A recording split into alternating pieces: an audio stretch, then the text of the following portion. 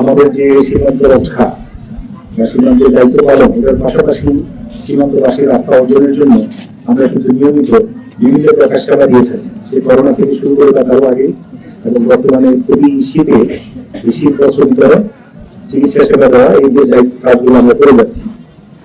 তো এই অংশ হিসাবে আজকে আমরা এখানে শীত বস্ত্র বিতরণ এবং স্বাস্থ্য সেবা দেওয়ার চেষ্টা করছি।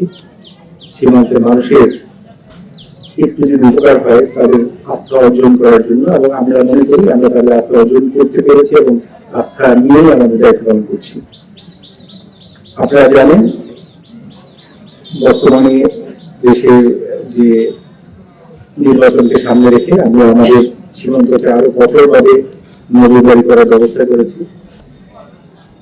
দেশের অভ্যন্তর থেকে যাতে কোনো দুষ্কৃতিকারী কোনোভাবেই অপরাধ করে পালিয়ে যেতে না পারে, একইভাবে আমাদের প্রতিবেশী কোনো দেশ থেকে যাতে কোনো দুষ্কৃতিকারী কোনো হীন উদ্দেশ্যে বা কোনো অপরাধের উদ্দেশ্যে আমাদের দেশে প্রবেশ করতে না পারে, সেদিকে আমরা কঠোর দৃষ্টি রাখছি।